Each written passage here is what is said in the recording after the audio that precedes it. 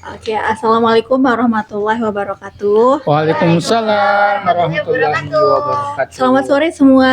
Sore. Kembali lagi di acara kita minggu ini yaitu Bincang Buku yang dimana pada kegiatan hari ini kita akan mengulas buku yang telah kita baca maupun buku yang sedang kita baca. Yeay. Oke, tidak berlama-lama ya. Mungkin dari boys apa ladies dulu nih? Boys, men. Oh men dulu ya. Oke. Kita mulai dari boys dulu atau boys first. Ya, betul. Dari Pilih. siapa nih? Jangan saya. Antara Farhan atau Kak Ariel. Jangan saya. Baru datang kasihan. Ayo sini. Nggak kelihatan di. Oke, kalau gitu Bang Dedi lah membuka. Itu. Oke. Oh, Gandhi. Kak siapa? Gandhi. Oh ya. Ayo kan, Iya. silakan. Tetap semangat ya. Langsung mulai ini. Iya, Pak Gandhi nih, sebel banget bukunya. Oh, seperti biasa ya. Uh. Baik, mungkin saya memperkenalkan diri dulu ya, karena ada banyak sekali wajah yang baru di sini juga. Terus karena saya mungkin 2 minggu ya kok menghilang ya. Ya, biasalah. Baik, perkenalkan nama saya Putu Ustik Kartasena Gandhi. Saya gabung sama teman membaca tuh udah setahun lalu, 1 tahun lebih.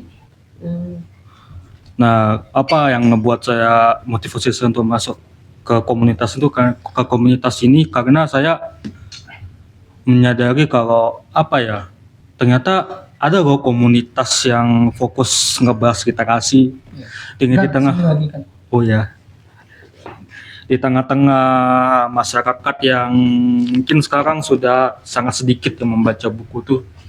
Saya jadi merasa oh ternyata ada yang kayak setipe sama saya gitu, sehobi sama saya gitu, makanya saya ikut gabung.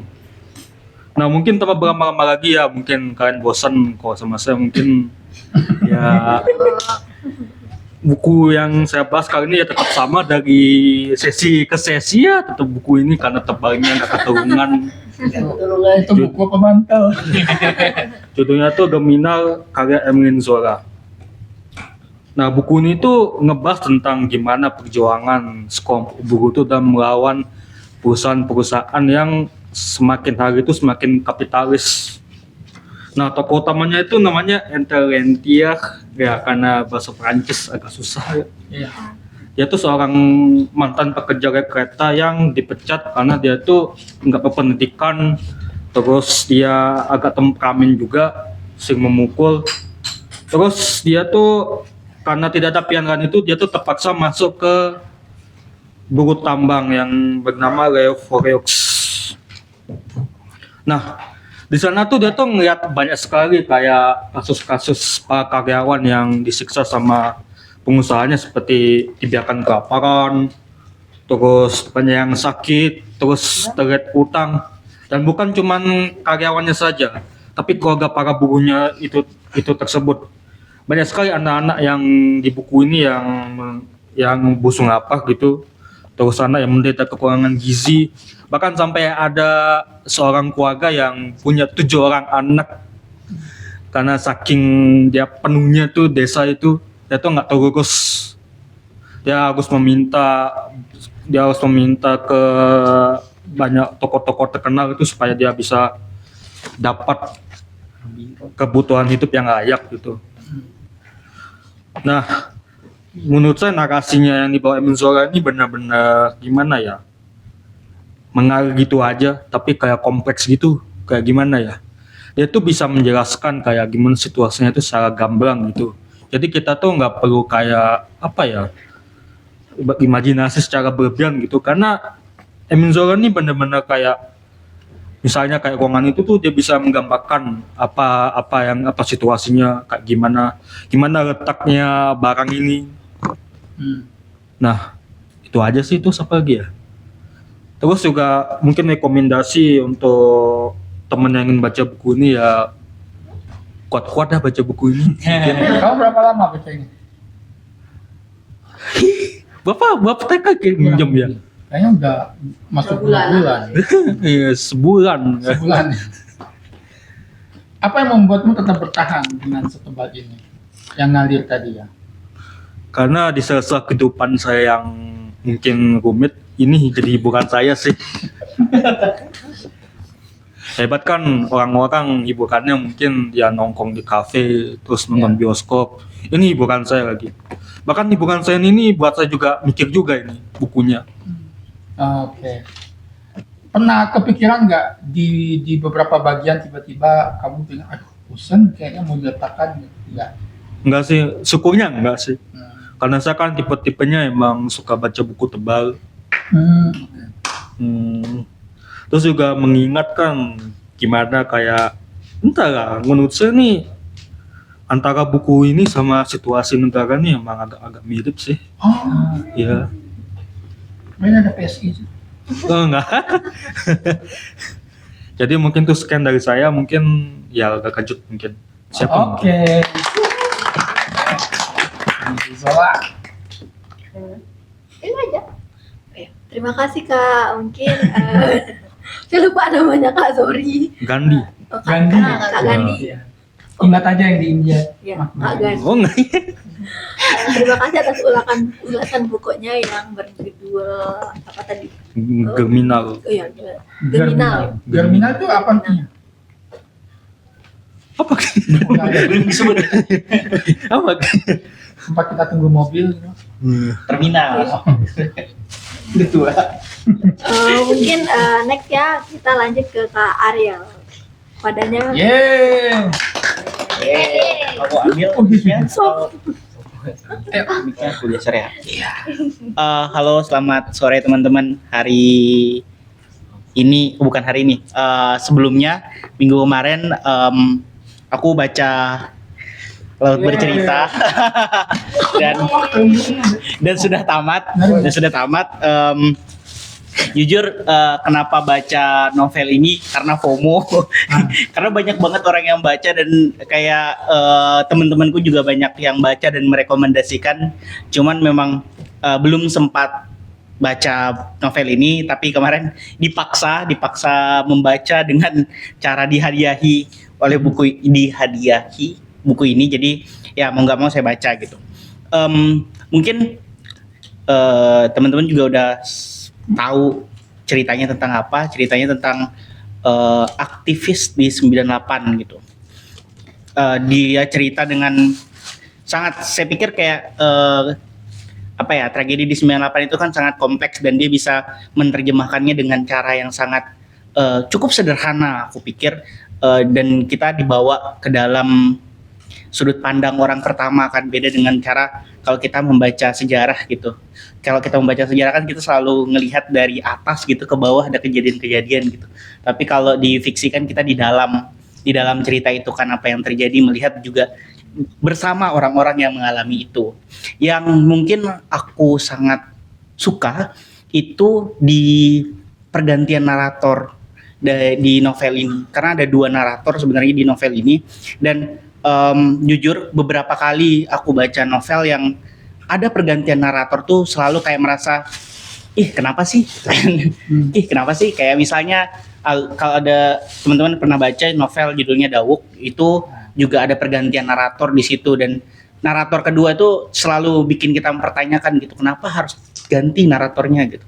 Sama kayak tetralogi Pulau Guru, itu juga di novel keempat itu naratornya ganti dan semua orang tuh harus berdarah-darah baca novel keempat karena bosen banget rasanya gitu.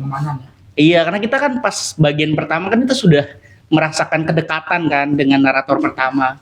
Terus pas ganti narator kita harus ganti orang gitu. Tapi uniknya di sini pas pertama itu di narator pertama si Laut ini kita merasakan apa yang terjadi gitu. Kita dikasih tahu inilah kejadian-kejadiannya, tapi dari sudut pandang Laut sebagai seorang laki-laki anak pertama yang kuat, garang lah ibaratnya gitu, dan sangat gigih gitu. Tapi di narator kedua kita diberikan sudut pandang dari orang lain yang sama sekali berbeda gitu dari adiknya kan. Jadi kayak akhirnya kita melihat kejadian-kejadian yang sudah kita baca di awal sebagai sebuah kegigihan tuh dengan sebuah rasa empati sih. Itu yang aku pikir Ini tar di samping kita. itu yang aku pikir sangat sangat menyentuh karena aku merasakan empati yang sangat kuat ketika di bagian kedua gitu. Terus itu buku pertama yang aku habiskan untuk saat ini. Aku sedang membaca non fiksi yaitu Metode Jakarta. Jujur kalau tadi itu ringan dan menyenangkan karena banyak sekali referensi musik dan ya referensi musik sih, jadi lebih Khasnya Lela. ya khasnya Leila, jadi sangat menyenangkan. Dan ini sangat depresif. Depresif karena kalau tadi kejadiannya di 98, yang ini 65 ya. Kalau John Rosa tuh bilangnya 65 tuh tahun yang tidak pernah berakhir di Indonesia karena selalu merujuk ke sana gitu. Tapi kalau di sejarah kita baca kejadian 65 itu sebagai sesuatu yang terlepas dari segala hal gitu ya, sebuah konflik internal. Di Metode Jakarta ini kita diperlihatkan bahwa apa yang terjadi di Indonesia di tahun 1965 itu bukan sebuah kejadian unik gitu, tapi terjadi secara global, dan dia menunjukkan ke kita dalam perspektif internasional apa yang terjadi waktu itu di Indonesia dan di dunia, dan bagaimana kalau di sini kan ada karakter antagonisnya juga. Karakter antagonisnya adalah Amerika Serikat gitu, dan bagaimana Washington itu membentuk dunia kita hari ini di tahun 1965 begitu. Terima kasih. Jadi buku ini kayak ada kayak konspirasi tentang apa gitu, nggak ada. Banyak konspirasi karena memang karena bukunya sejarah gitu. Jadi beberapa tahun yang lalu memang kan kalau di Amerika itu mereka ada aturan soal keterbukaan informasi.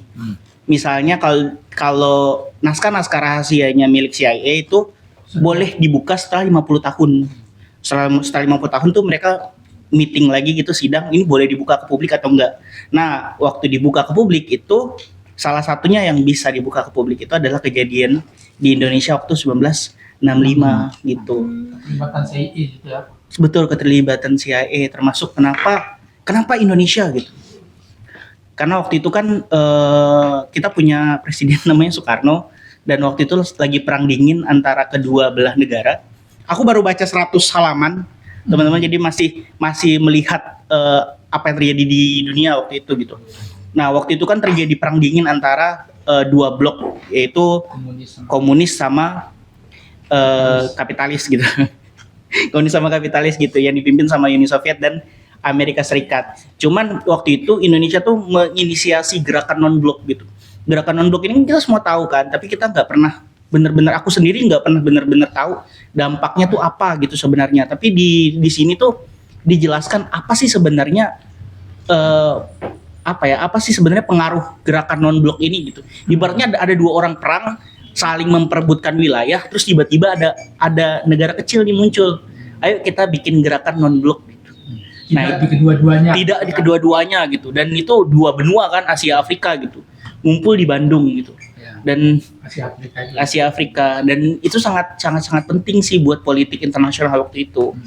Makanya kayak ya sih kita membaca sejarah di sekolah kan sebagai sesuatu yang hafalan ya bentuknya, dan kita nggak berempati dengan apapun kejadian-kejadian itu kan.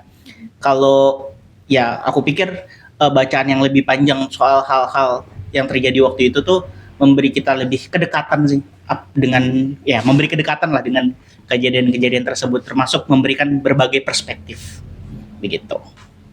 Kenapa sih judulnya Metode Jakarta? Kenapa bukan Metode Mataram? Ini juga itu belum nyampe kan, ada biasanya di novel-novel itu kan kalau judulnya disebut tuh kayak momennya yang wah gitu kan. Nah, itu juga belum disebut kan. Nah, aku juga Metode Jakartanya belum disebut. Tapi dia fokus ke Amerika Latin katanya. Ada bagian yang fokus juga ke Amerika Latin, Brazil. Iya, karena memang salah satu bagian yang diserang terus sama Amerika kan adalah Amerika Latin kan, karena lebih dekat dan memang jadi markas terbesarnya komunisme sampai sekarang, termasuk diacak-acaknya juga sampai sekarang. begitu. Kita juga diacak-acakin sama sekarang lah ya. Tonok pasar. Iya, dan aku juga baru tahu ternyata waktu itu CIA kan memang mendanai banyak organisasi. Ternyata yang di Indonesia yang dapat dana dari CIA itu waktu itu Masyumi gitu. Si E memang suka ini, suka ikut campur. Betul, mereka sampai sekarang kan jadi Negara paling gak puas kalau ikut campur urusan orang. iya, termasuk juga pembahasan soal Iran juga ada. Banyak lah. Oh, wow. Iya. Polisi dunia kan. Polisi dunia sampai sekarang. Wow, keren. Nanti kita diskusikan. Siap. Oke, teman-teman, terima kasih. Terima kasih Kak Ariel atas ulasan bukunya dua langsung ya, ada buku fiksi sama non fiksi. Setelah mendengar ulasan Kak Ariel tentang Metode Jakarta lagi tuh saya teringat lagi materi apa ya, buku IPS atau PKN waktu SD dulu, ternyata yang cuma kita lihat apa ya, satu lembar di buku pelajaran, ternyata banyak banget ulasan-ulasan dan hal-hal yang harus kita pelajari gitu mengenai kejadian pada tahun tersebut. Nah mungkin next kita lanjut ke pengulas selanjutnya kepada Fikri nih. Fikri. Kenapa di situ? Mojok banget. Kayaknya kalau Fikri harus 2 mic. Ya, terima kasih kepada Rani ya. Oke, saya ternyata bawa buku yang sama kayak Bang Ariel ya. Apa di tambah-tambah? Laut Bercerita guys. Ini salah satu buku yang sangat-sangat umum lah sekarang ya. Tapi saya awalnya nggak mau banget bacanya karena awalnya mikir guys, Laut Bercerita ya. Laut. Saya awalnya nggak lihat ada kaki di sini ya. Saya mikirnya jadi, oh alah novel romance gitu. Nggak lah, skip lah gitu. Tapi setelah lama-lama teman sekampus Desi itu ngasih tahu.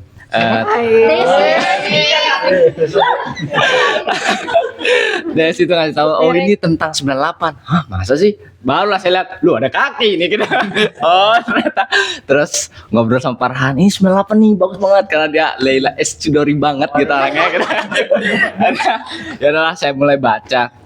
Dan waktu awal-awal Prakata nggak salah itu ternyata, walah, realize langsung moment of realize itu langsung mati nih orangnya. Dan ya ini kan novel yang istilahnya umum banget ya, Kamu udah selesai 98. Belum, masih sedikit lagi lah. Umum banget tuh 98 dibahas banyak, di YouTube pun ada gitu. Dan akhirnya saya juga ngulik-ngulik gitu. Saya nonton si Leila di channelnya Menjadi Manusia dan juga wawancara dengan Nezar Patria. Jadi saya melihat, oh alah, 98 tuh adalah sebuah saat yang sangat kompleks gitu. Nggak cuman Krismon, nggak cuman krisis rasialisme, ada juga kebebasan, konflik kebebasan. Bahkan sampai sekarang pun masih banyak begitu orang yang sangat-sangat Soehartois banget gitu. Sangat pro sama Soeharto. Even saya sudah bilang dia tuh punya sisi negatif yang aduh gitu. Kasian banget. Pas saya baca si perspektif adiknya Asmara itu, saya nggak kuat baca. Saya tutup lagi bukunya gitu. Saya ternyata baru sadar gitu. Bagaimana seorang keluarga itu begitu punya ada keterikatan antara manusia dengan manusia itu, apalagi keluarga gitu ya. Sedih banget saya lihat. Saya lihat bagaimana bapaknya itu ya.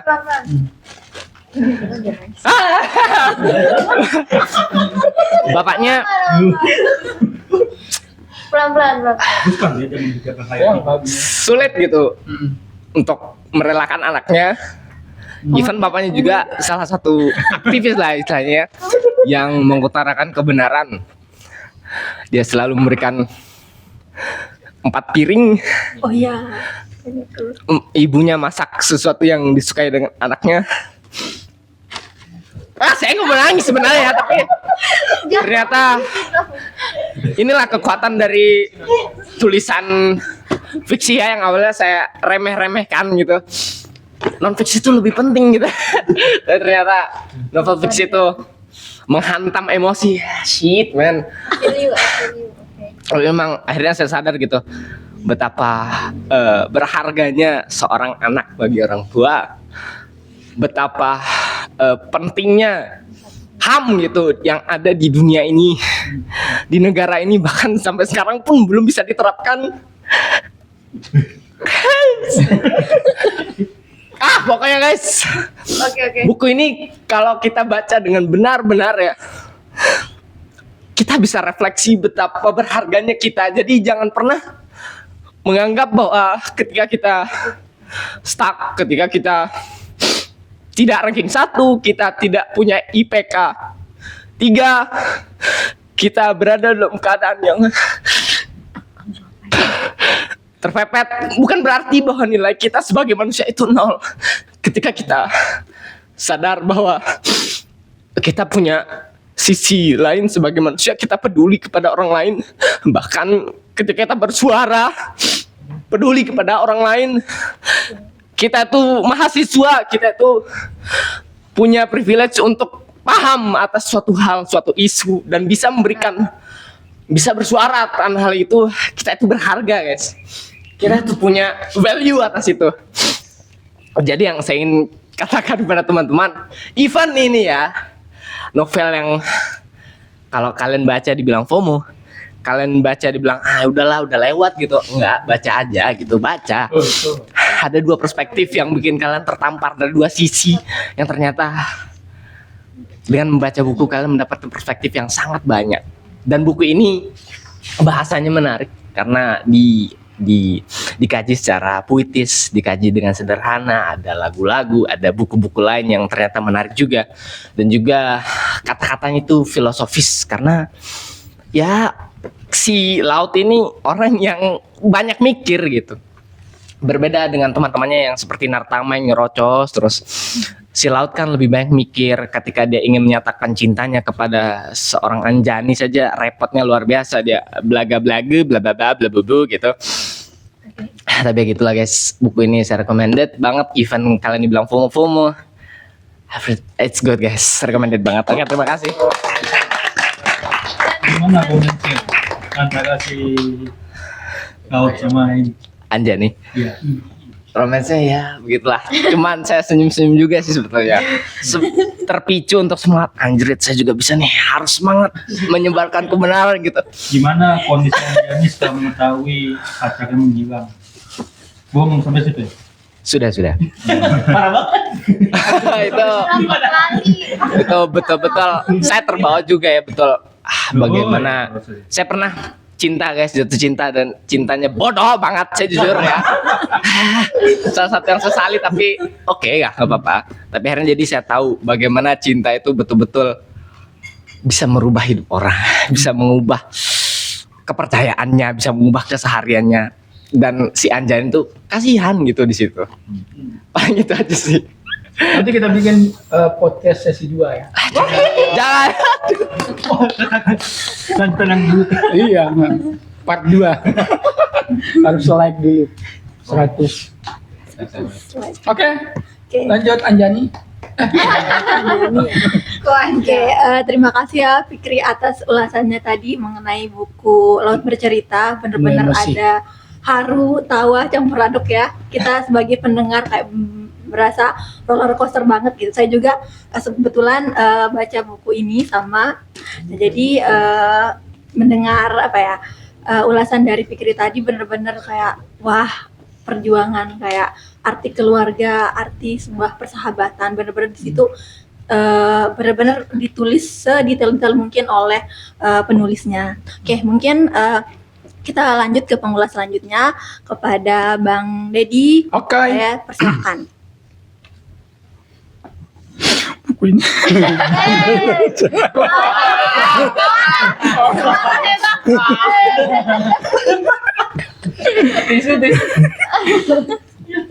Ini bisnisnya ini menjanjikan banget. Oke. Oke teman-teman, saya juga ikut terharu ya. Saya mau komen sedikit. Ini untuk pertama kali ada momen yang agak sentimental ya untuk diskusi kita. Aku pikir memang sebuah novel barangkali bisa banyak kelemahan dari segi intrinsik ya. Tapi menurut saya novel juga, menurut saya tugas mengantarkan emosi juga penting gitu, seperti yang dialami sama teman kan. Apalagi untuk generasi kalian Gen Z yang selama ini tidak tahu sejarah yang sebenarnya bangsa kita seperti apa. Menurutku Lela memang berhasil di bagian itu gitu ya. Memang ya kalau maksudnya kita bisa mendebati dari sisi intrinsiknya mungkin akan ada kelemahan tertentu, tapi dari sisi bagian menyentuh emosi, membuat kita sadar terhadap sejarah, menurutku itu poin yang sangat penting dalam bukunya Lela gitu. Jadi pintu masuk untuk menjadi aktivis memang buku ini menurutku. Gitu ya. Oke, buku saya buku paling membosankan teman-teman.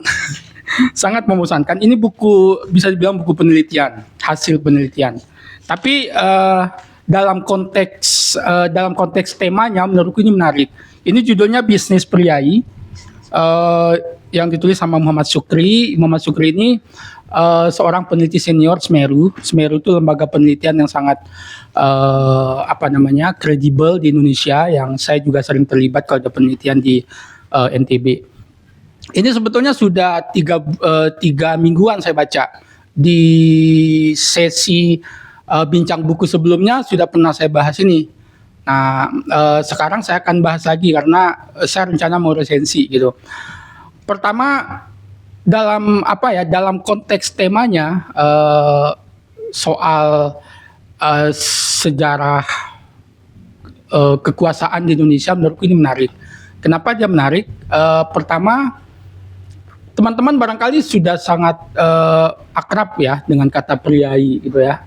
Tapi kalau mau digali lebih jauh, barangkali teman-teman juga belum bisa gitu mendefinisikan gitu lebih jauh apa sebetulnya priai itu gitu kan. Dan di konteks buku ini kenapa sih masih penting kita membicarakan soal priai gitu. Nah, jadi dalam lingkup temanya sendiri, menurutku ini menarik karena kayak mengundang penasaran gitu. Misalnya kalau dalam pemahaman umum tentang priai, definisinya itu ya kaum bangsawan tradisional kayak gitu kan, kaum bangsawan tradisional yang tinggal di istana, bertugas membantu raja kayak gitu kan ya gitu. Tapi di buku ini dijernihkan kembali definisinya. Nah, kan kita penasaran nih, terus setelah Indonesia merdeka mereka ngapain? Kayak gitu, itu yang coba diulas lebih jauh gitu. Nah, persoalannya di buku ini dia menyadari agak sensitif karena dia banyak membahas tentang Keraton Jogja. Kayak gitu kan, karena kan kita tahu Keraton Jogja itu adalah keraton yang bisa dibilang salah satu dari sedikit keraton yang mengikrarkan diri untuk bergabung dengan NKRI sejak awal, kayak gitu kan. Jadi dia nggak egois lah tanda petik gitu.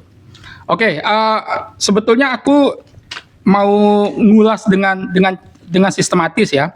Jadi buku ini belum selesai saya baca, jadi sekarang itu sedang masuk ke dalam bab ketiga, Keraton Priai dan Bisnis.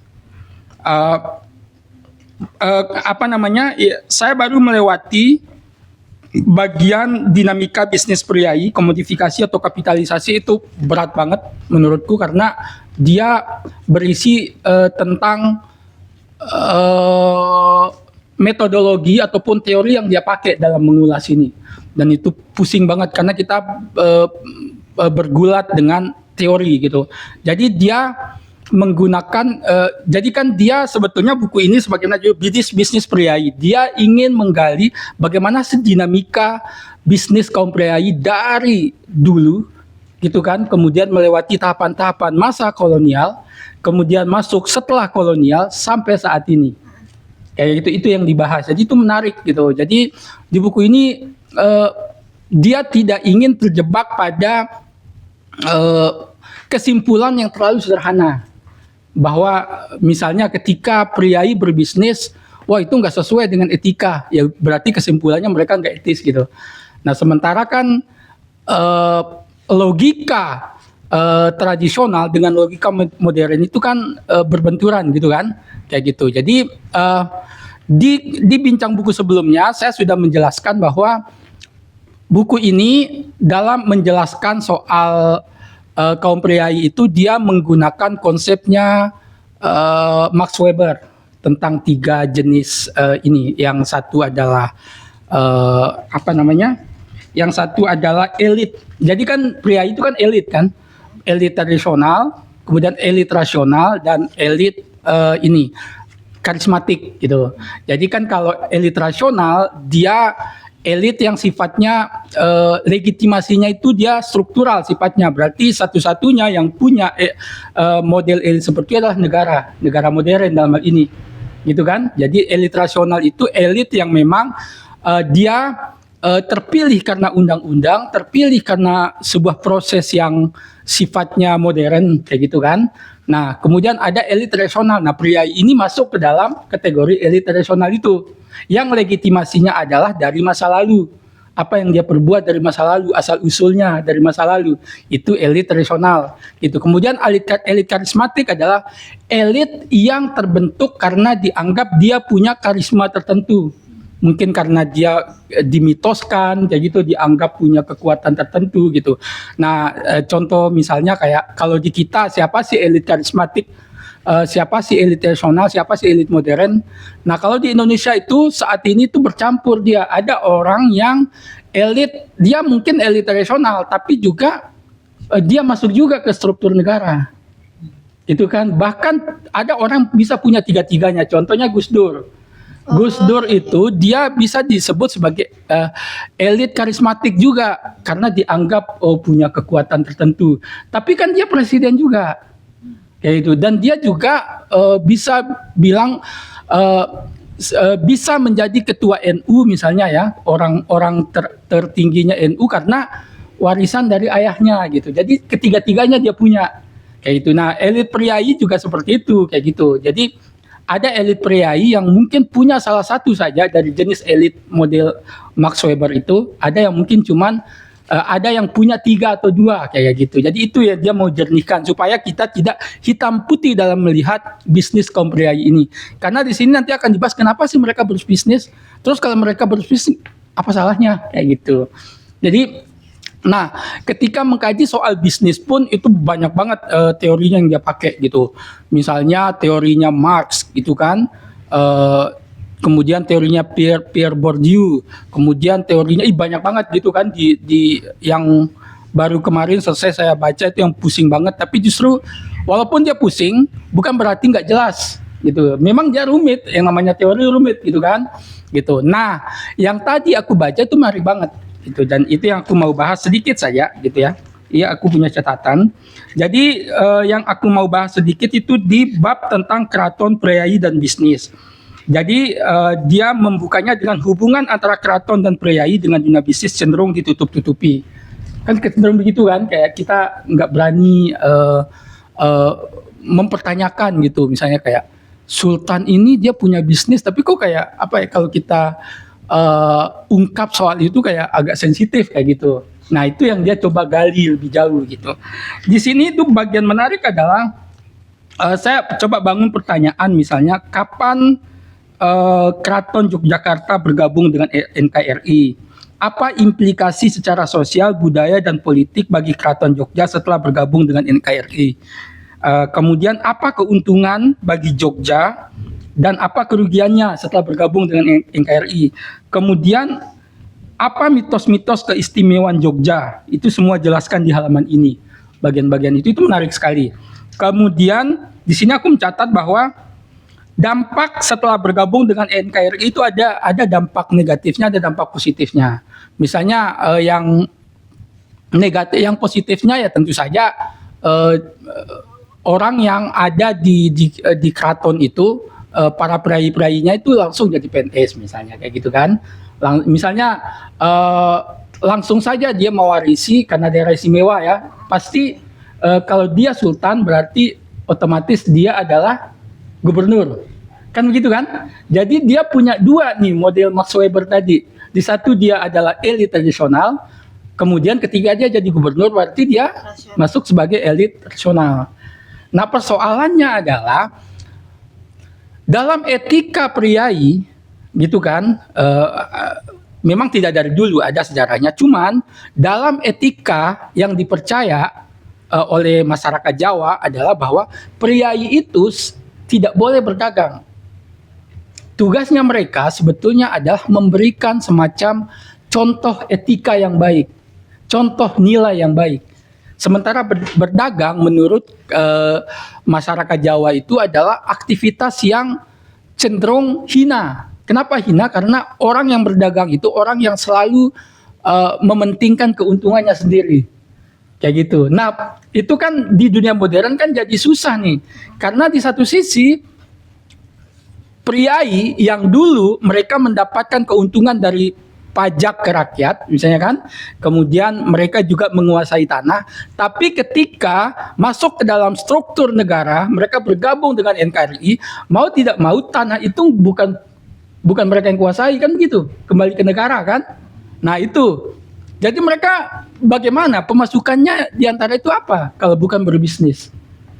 Kayak gitu. Nah, ini yang dia mau uraikan kayak gitu. Nah, jadi dampak negatifnya adalah itu tadi salah satunya ya. Jadi soal tanah itu sudah diatur, gitu kan? Sudah harus kembali ke rakyat gitu. Kecuali ada tanah-tanah milik pribadi. Pokoknya tanah ataupun aset-aset yang merupakan milik keraton itu mau tidak mau itu juga dikuasai oleh negara kayak gitu. Nah, jadi dampak negatifnya adalah legitimasi keraton itu menyurut dari priai menjadi pegawai negeri. Kemudian bangsawan kelas atas itu tergantikan oleh kalangan intelektual. Kemudian legalitas kepada sultan itu mulai merosot gitu karena dunia semakin modern gitu kan. Gitu. Jadi masyarakat itu semakin meninggalkan karakter tradisionalnya.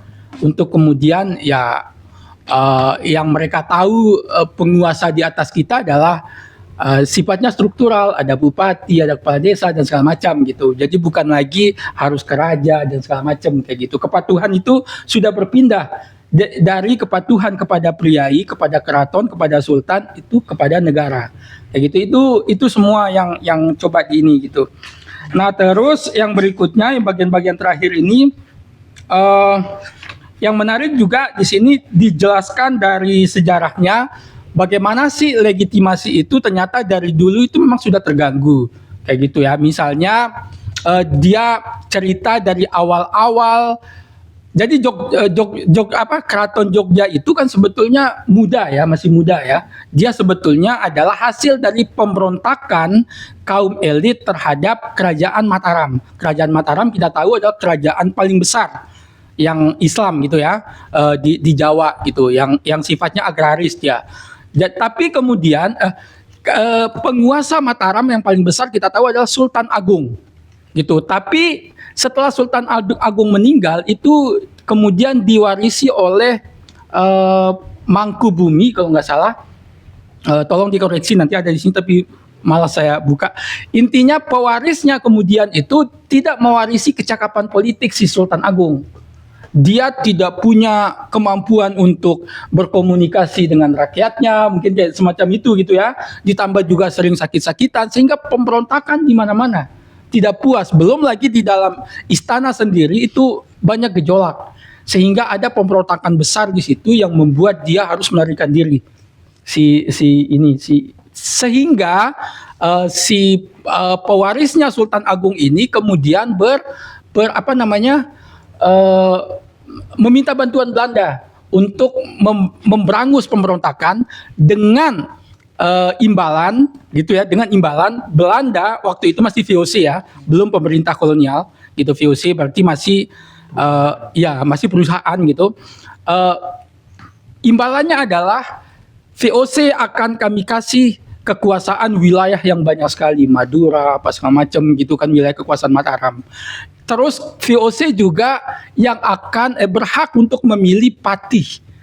Gitu. Patih itu adalah orang yang paling berperan besar dalam membuat kebijakan keraton. Kayak gitu. Jadi kan kalau diserahkan wewenang itu kepada Belanda, berarti kan sama saja kan, tunduk kepada Belanda kan. Seperti itu, tunduk kepada VOC. Nah, disinilah asal usulnya bagaimana legitimasi bisnisnya kaum priai itu mulai belejeti gitu, dikuras pelan-pelan gitu. Belum lagi nanti ketika Inggris masuk oleh Daendels kayak gitu kan, dibikin lagi aturan bahwa kaum priai itu dibatasi penguasaan tanah dan tidak boleh asal-asalan menyewa tanah gitu kepada orang gitu, harus seizin harus seizin Inggris kayak gitu kan. Dan di masa Daendels pun untuk pertama kali ada seragam buat para pegawai negeri. Makanya sekarang yang PNS itu sebetulnya seragam-seragamnya itu seragam itu dari Daendels kayak gitu. Jadi mereka pendapatannya mereka kaum elit ini semakin dibelejeti oleh kekuasaan gitu. Jadi mereka tapi sebagai gantinya nanti Inggris kan cuma sebentar ya, digantikan oleh Belanda. Tapi ketika digantikan oleh Belanda itu tidak serta-merta diubah kembali. Jadi kebijakan Inggris namanya defeudalisasi. Jadi kan feodal itu kan tanah gitu kan. Jadi kaum priai ini dibatasi kekuasaannya terhadap tanah. Sebagai gantinya adalah mereka diberikan gaji. Nah, di sini yang menarik nih, karena dia bilang bahwa kaum priai itu kaum yang gaya hidupnya itu sangat konsumtif. Padahal gajinya tinggi. Kayak gitu. Jadi kaum priai pada masa itu gajinya tinggi tapi selalu merasa kekurangan. Sehingga selalu meminta hutang kepada Belanda. Gitu. Jadi kan mereka kan bisnisnya sudah mulai dibatasi kan, kayak gitu. Penguasaan terhadap tanah itu sudah mulai dibatasi, tapi oleh Belanda dikasih gaji dan gaji itu besar banget, gitu. Makanya mungkin di buku tetralogi Pram, Mingke itu kan dulu awalnya yang diorganisir kan kaum priai, tapi kaum priai wataknya seperti itu dan dia beralih ke kaum pedagang yang lebih bebas cara berpikirnya. Kaum pria ini gaya hidupnya itu hedonis banget kayak gitu. Jadi itu yang diuraikan di dalam bab ini sangat menarik gitu. Berbeda dengan bab yang sebelumnya sangat teoritik. Pecah kita punya kepala karena seperti kita belajar rumus matematika ala ilmu sosial kayak gitu. Gitu. Jadi agak pusing. Tapi di bagian ini mengalir banget. Kita diceritakan dulu sejarah terbentuknya Jogja kayak gitu kan, dari Mataram kemudian terjadi pemberontakan, pecah kemudian Jogja dengan Surakarta, pokoknya menarik banget gitu. Di sini juga dijernihkan misalnya bahwa kaum priai itu sebetulnya bisa terbentuk oleh 3 hal. Yang pertama karena genealogi asal usul, ya kan? Yang kedua ya karena pendidikan. Nah pada waktu itu kan ada politik etis kan, gitu, politik etis. Nah kemudian yang ketiga itu karena memang dia pejabat pemerintah. Kayak gitu. Dan biasanya kaum priai yang lebih banyak dikenal itu yang karena asal usul genealogi itu yang disebut sebagai priai darah biru kayak gitu. Tapi sebetulnya yang 2 ini juga mereka juga berebut gitu untuk bisa mengambil alih istana kayak gitu, untuk bisa menjadi apa istilahnya itu amtenar itu pedagang ya, pegawai negeri kan, kaum amtenar gitu. Jadi priai itu yang kemudian menjadi pegawai pemerintah kemudian disebut sebagai amtenar gitu. Makanya kita punya band namanya Amtenar yang isinya memang pegawai negeri gitu. Paham ya? Bakal sangat panjang kalau kalian tidak menghentikan saya. Pokoknya ini sangat membosankan. Intinya buku ini akan sangat penting buat kita yang ingin mempelajari sejarah kekuasaan. Kayak gitu kan, kaum bangsawan kayak gitu. Menurut Sultan Agung itu Sultan Amangkurat pertama. Iya, betul. Sultan, pokoknya kalau sudah namanya Sultan berarti dia adalah Raja Islam. Gitu. Jadi PNS ini adalah bagian dari priai. Betul. Kan dibilang kan Kopiah itu kan hidupnya sangat hedon kan. Betul. Jadi, apakah Daendels itu umurnya emang benar ya? Dia tuh sebenarnya ngasih upah gitu. Oh yang Iya, betul. tapi Memang mereka dibagiin upah, ya. Tapi isu soal itu orang lebih banyak memahaminya dalam konteks teori apa sih namanya? Yang sangat terkenal itu teori yang konspirasi gitu. Teori konspirasi itu kan hitam putih melihat persoalan. Hingga bangsa kita sendiri gitu ya. Iya, iya betul gitu. Jadi itu teman-teman, nanti kita bisa diskusi. Saya akan karena ini buku yang menurutku relatif berat ya. Cuman dalam temanya itu menarik menurutku. Karena kita diajak kembali untuk mengingat bahwa pernah ada bangsawan-bangsawan tradisional gitu. Oke, terima kasih. Saya kembalikan ke Reni. Jadi isi. Hah? Wah, kenapa di sini? Yang Bang Jadi esai ya? udah jadi isi. Iya. Esai. Jawabannya ini apa esai? Oke, terima kasih Bang Dedi. Bener-bener berat banget ya setelah Iya. saya menyimak dari tadi, sumpah kayak gak masuk rasanya. Bener-bener kayak kita lagi belajar rasanya. Oke, next kita lanjut ke pengulas selanjutnya kepada Farhan. Dipersilahkan. Ini 2 menit lagi nih. Waduh, Seno ya. kan sebelumnya saya perkenalkan diri dulu. Saya Farhan, mahasiswa Teknik Elektro semester 6 di Undram.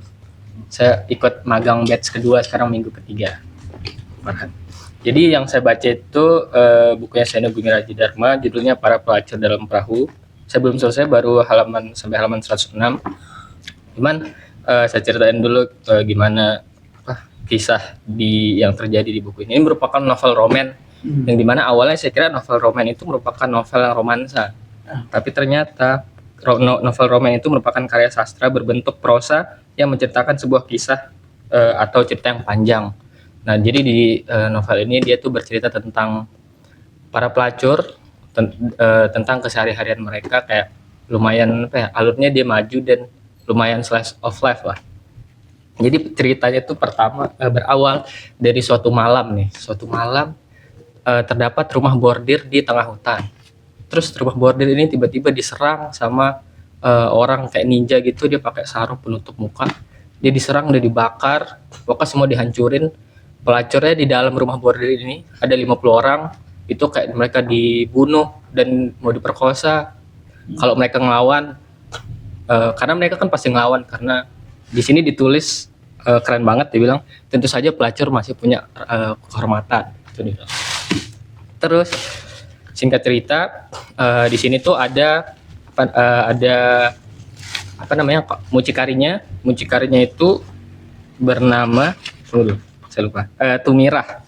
Nah, jadinya kan dia lagi diserang nih sama ninja-ninja itu. Banyak pelacur yang dibunuh karena mereka ngelawan. Mucikari itu kayak germo gitu ya? Iya, nggak salah. Ya, Rumah bordir. Nah gitu. Oke, terus kan dia banyak yang dibunuh nih. Terus karena mereka sudah merasa tidak akan bisa ngelawan, mereka nih kabur pas lagi malam-malam tuh. Itu diceritain dia pas itu lagi bulan sabit. Jadi di hutan tuh lagi gelap banget. Nggak dia terang pas bulan purnama. Jalan lah tuh dia kabur. Tumirah ini karena apa ya, dia tuh kayak solid banget. Jadi dia nggak mau kabur sendiri. Dia bawa beberapa pelacurnya tuh. Ada 20 orang yang sama-sama dia. Jadi kalau nggak salah jadi 22 orang ya. 21 sama dia. Jadi mereka kabur ke hutan. Di tengah hutan itu karena sebenarnya bordernya ini dia di tengah hutan, dan itu merupakan wilayah konflik antara tentara pemerintah sama gerilyawan. Mereka kabur ke tepi sungai. Di sana itu ada kapalnya mereka. Kenapa sih dia punya kapal? Karena sebenarnya Tumirah ini dia apa ya, menurut saya karakternya dia pintar. Dia tuh kayak mikir nggak bisa selamanya dia cuman mengandalkan kayak nyewa perahu dari orang. Jadinya kayak dari penghasilan rumah bordir ini dia beli kapal. Terus mereka kapal. Terus di sini ada satu karakter sebenarnya pelacur juga, cuman dia badannya besar dan kokoh. Namanya Sapiah ya. Bentar. Sapiah. Iya, namanya Sapiah. Sebenarnya dia pelacur juga. Dia direkrut sama Tumirah karena dia ngira mungkin ada beberapa orang yang tipe pelacurnya itu emang dia suka yang badannya kekar dan kayak kecowok-cowokan. Ternyata sedikit. Jadinya dia seringnya kerja berat malah kalau Sapiah nih. Jadi di situ mereka nah, itu juga. Nah, jadinya mereka kabur nih ke perahu, ke kapal. Cuman mereka nih nggak langsung kabur gitu. Karena dia takut nanti kalau ada suara dari kapalnya mereka bakal diikutin sama ninja-ninja itu. Dan sebenarnya di sini juga ada beberapa kali dia dijelasin kenapa sih dia bisa dibakar dan dihancurin rumah bordirnya. dan itu dia disebut di sini karena ada kepentingan politik antara tentara pemerintahan sama tadi gerilyawan. Itu di sini dia bilang. Jadinya apakah dia diserang, apakah gerilyawan atau pemerintah yang menyerang, belum tahu di sini. Terus singkat cerita akhirnya pas fajar mereka pergi tuh, kabur mereka pas fajar. 20 orang pelacur sama satu si Tumirah ini. Pokoknya mereka pergi sejauh-jauhnya dari pulau itu. Terus singkat cerita beberapa hari kayak mereka tuh mampir di sebuah desa, cuman mereka tuh enggak menetap gitu, cuman mampir bentar doang kayak untuk mengisi bahan bakar dan lain-lain. Dan di perahu itu sebenarnya udah banyak juga persediaan logistik dan lain-lain, sampai kayak beberapa minggu gitu ternyata uangnya habis gitu. Jadi kan mereka mikir gimana nih caranya untuk survive, dan akhirnya muncul beberapa ide dari pelacurnya ini untuk untuk menerima tamu gitu. Terus Tumirah ini juga dia berpikir, oh iya juga ya, kenapa enggak kita membuat kayak perahu cinta gitu. Jadi muncullah di sini dia. Jadinya perahu cinta, jadinya dia ya kapal itu. Terus singkat cerita, dan untuk membuat perahu cinta, si Tumirah ini dia tidak mau tidak mau asal-asalan gitu. Kan dia udah ada perahu tuh, udah ada perahunya. Cuman dia bisa aja kayak langsung tamu, buat datengin tamu, cuman dia tidak mau asal-asalan. Di sini menariknya karakter yang dibuat sama si Seno. Si Tumirah ini walaupun dia cuma lulusan SMP, kayak menurut saya dia tuh sangat pintar dan visioner. Jadinya dia kayak mikir, nggak bisa nih kalau perahu ini tuh harus direnovasi. Jadinya mereka pergi kayak selama seminggu berlayar ke suatu tempat di sana yang emang terkenal untuk pembuat perahu. Dan ternyata di dalam perahu itu udah banyak hartanya dia, kayak emas batangan yang disembunyiin. Kok bisa sih dapat emas batangan? Itu karena kan tamunya mereka itu seringnya dari gerilyawan sama tentara pemerintah, dan seringnya tentara pemerintah sama gerilyawan ini dia tuh kayak misalnya mau bayar, dia tuh langsung borongan gitu di pelacurnya ini. Jadi dibayar sama emas kayak misalnya sebulan dan lain-lain. Jadi udah banyak batang emas yang dia punya dan dia simpan di perahu. Sampailah mereka seminggu berlayar tuh. Ada beberapa ide dari pelacurnya, kenapa enggak kita ngambil tamu kayak sambilan gitu. Cuman si Tumirah ini nggak mau, dia tuh visioner, nggak mau saya.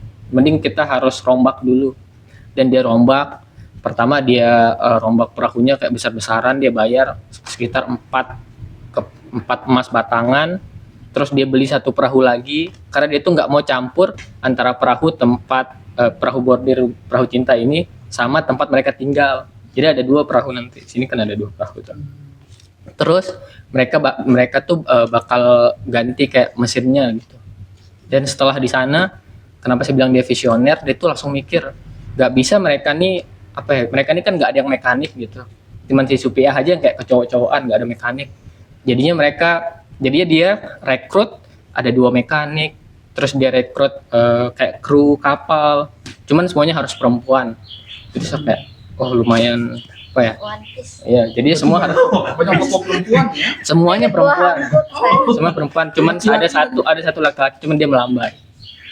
Ya, laki-laki ini ya, laki-laki ini dia tukang rias dia. Maka karena dia melambai, udah diterima sama Tumirah. Akhirnya tuh jadi dia udah selama seminggu nih kan. Jadi dia udah kapalnya udah settle, dan dia ini si Tumirah ini yang menarik menurut saya. Dia tuh kan di novel ini tuh dia benar-benar ngejelasin gimana kalau pelacuran itu dilepas dari citra eksploitatifnya. Lumayan merubah perspektif saya tentang pelacur, kayak kan saya mikirnya tuh kayak dia kotor dan lain-lain. Ternyata padahal di sini Seno itu dia kayak mengganti kata pelacur tuh kayak bidadari. Gitu, kayak digunakan semua kata-kata yang cantik gitu, bidadari, kayak cantik jelita dan lain-lain. Di sini kayak bener-bener kayak mereka kulitnya putih dan lain-lain, bidadari lah. Terus sampailah nih mereka berlayar nih. Dan di perahunya tuh bener-bener bener-bener proper, sampai ada kayak bilik-bilik khususnya, dipakai lampion merah. Dan mereka tuh selalu berlabuhnya itu lumayan jauh dari pedesaan, dari pedesaan, karena dia nggak mau ntar istrinya ngamuk dan lain-lain. Nah situ berangkatlah mereka mereka nih tidak menetap kayak nomaden banget.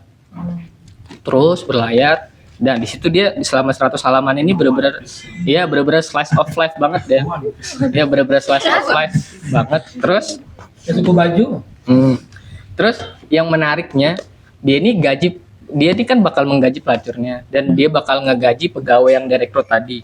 Terus cara dia menggaji itu kayak apa ya? Kayak perusahaan modern zaman sekarang. Dia tuh kayak digaji, ada dapat gaji pokok, nggak dapat bonus. Terus untuk para pelacurnya itu ada gaji pokok, ada bonus, ada presentasi keuntungan sama presentasi jumlah tamu dan dalam sebulan gitu. Dapat THR. Mungkin harusnya kayaknya ya. Itu padahal cuma lulusan SMP, cuman dia sevisioner itu. Dan di sini pelacurnya itu kayak lumayan tidak dipandang sebagai pelacur deh sama Seno ini. Dia dipandang sebagai suatu tokoh dan karakter. Nanti di bab 4 ada dia disebutin semua nama pelacur yang ada di sana, disebutin asal usulnya, namanya. Kayak satu pelacur ini kayak misalnya dia mempunyai kelebihan gitu. Jadi misalnya disebut pelacur A, si pelukis dan lain-lain, sampai ada di sini secara karena dia menarik, ada namanya Indah, umurnya 25, pelacur filsafat, karena dia sangat pandai berfilsafat padahal pelacur gitu. Makanya menarik banget, ini pelacur tapi ada yang pandai filsafat, ada yang pandai bermonolog, ada yang jadi pelukis dan lain-lain, ditulis sama si Sino. Terus di sini yang menarik banget, terus saya catat, Tumirah ini nggak mau rumah bordirnya itu penuh pesta-pesta mabuk-mabukan sama kayak gila-gilaan. Dia itu justru ingin para pelacurnya itu mempelajari kesenian dan memiliki pengetahuan. Dan yang keren banget, dua hal yang Tumirah ini wajibin pelacurnya ini sebelum kerja sama dia, apa kira-kira? Bukan cara untuk merayu laki-laki dan lain-lain, tapi adalah membaca dan menulis. Itu dua hal yang pokoknya wajib semua pelacurnya tuh punya, bisa baca dan menulis. Bisa dia kayaknya. Jangan. Nah itu sih di terus nanti di bab berapa? Pokoknya ada di bab 5 dia tuh selesai. Belum, baru 100 halaman. Dia tuh cerita tentang Kama Sutra. Jadinya kayak lumayan, itu membuat saya bertanya-tanya apa sih Kama Sutra itu? Dan ternyata semua pelacur di sini tuh kayak mempunyai filosofis gitu, kayak dia mempunyai pegangan gitu. Pegangan dia tuh. Tahu Kama Sutra. Jadinya si research. Ya, Kama Sutra. Ternyata Kama Sutra itu adalah kitab yang populer di India kuno yang membahas tentang hasrat, seksualitas dan pemenuhan emosi sebagai tujuan hidup yang tepat, juga membahas filsafat dan kehidupan gitu. Jadi para pelacur tapi mereka punya banyak kemampuan, dan sampai dia punya kayak pegangan gitu, kayak keren banget. Terus sampai di sana ada di suatu malam mereka nih diserang sama perompak. Nah, disitulah jadi perompak ini salah, dia kira pelacur ini kalau diserang udah tinggal bunuh aja. Ternyata mereka ngelawan. Dimana lagi pelacur yang setiap tidur di bantal itu dibawa pisau gitu.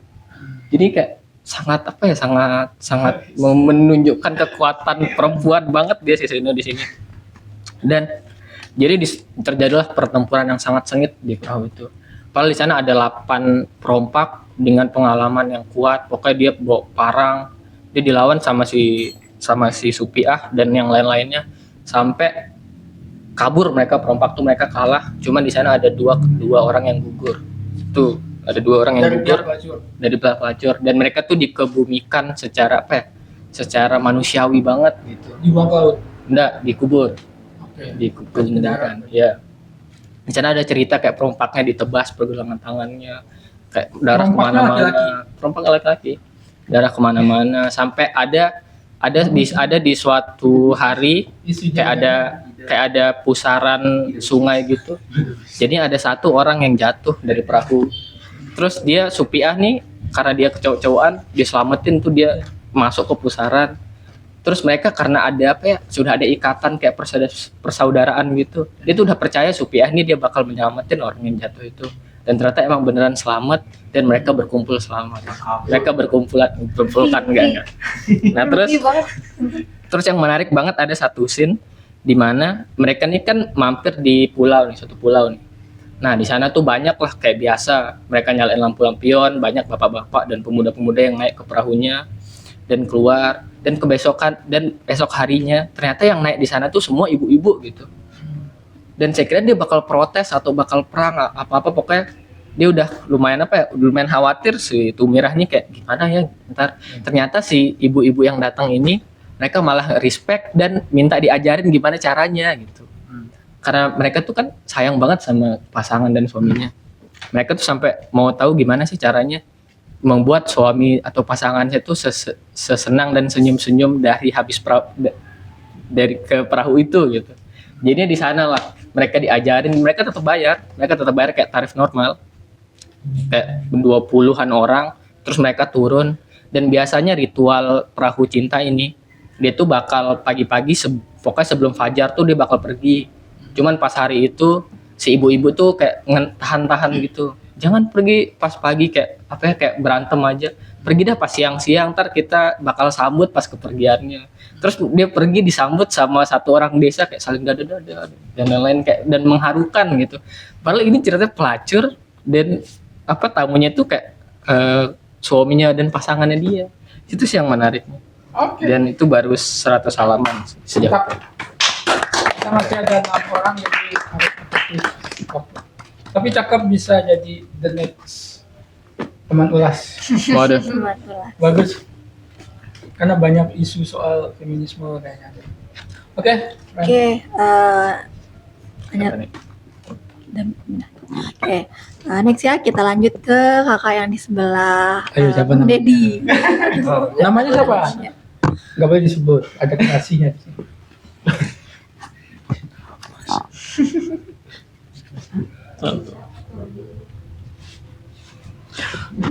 Cek.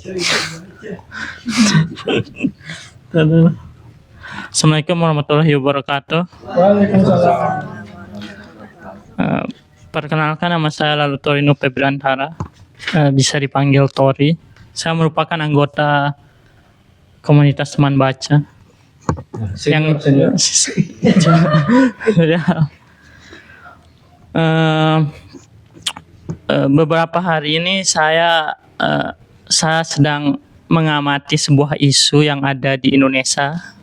Salah satu isu yang paling menarik yaitu tentang justice, yaitu keadilan. Salah satu tag yang cukup populer di Twitter yaitu Justice for Tom Lembo.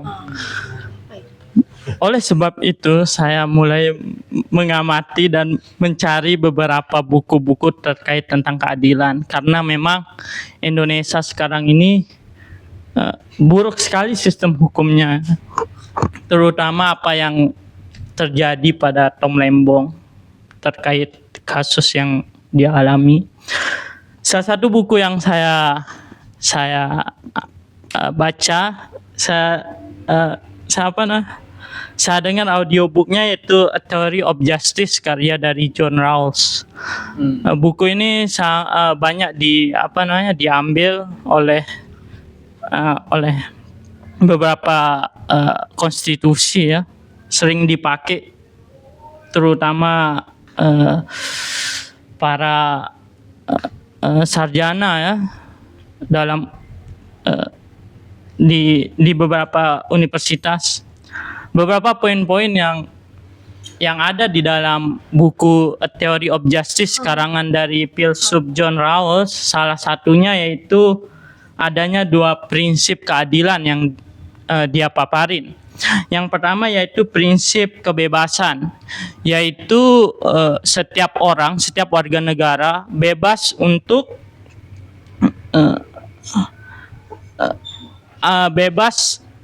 dalam artian mereka mempunyai kebebasan dalam hak kehidupannya, entah itu kepercayaannya, pekerjaan dan segala macam. Salah satu poinnya juga terdapat di Undang-Undang Dasar, yaitu setiap warga negara kan mempunyai hak yang bebas, hak yang sama. Yang kedua yaitu prinsip tentang perbedaan, yaitu prinsip di mana sosial dan ekonomi memiliki ketimpangan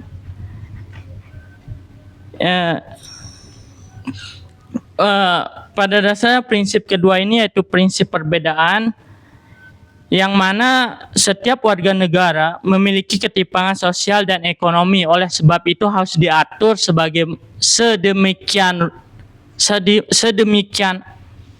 rupa sehingga menguntungkan setiap masyarakat yang kaya maupun yang miskin memiliki adil di mata hukum gitu.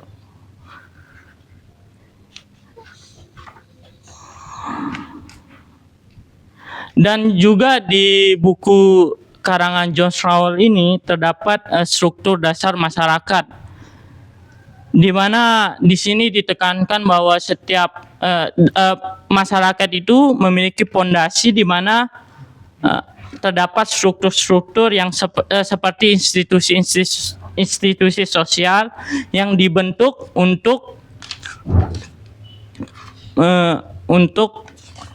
membangun kehidupan bermasyarakat.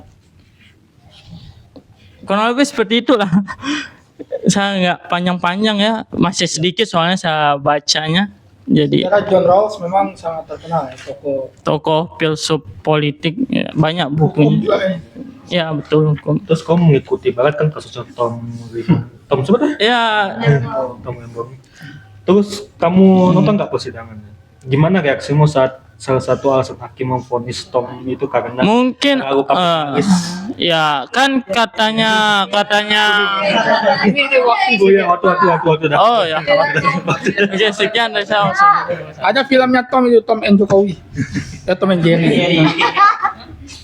Oke, next ya kita lanjut ke Bang Ziki. Oke, Bang silakan. Ziki dipersilahkan. Karena ini laki-laki dulu.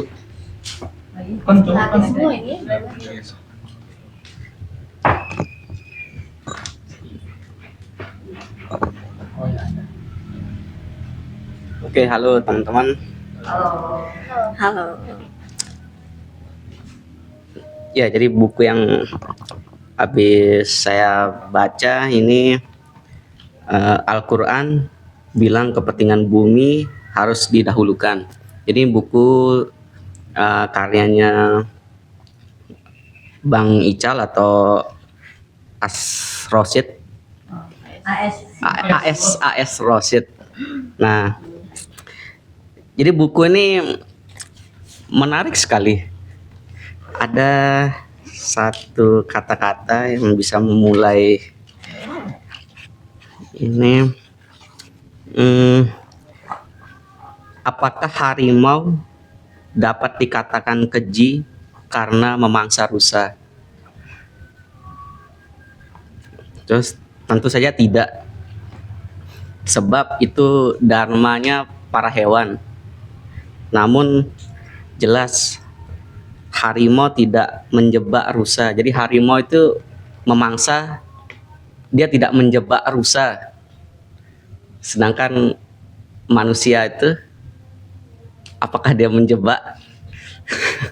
Gitu. Oke, jadi buku ini berisi kritikannya Bang Ical tentang isu lingkungan terutama.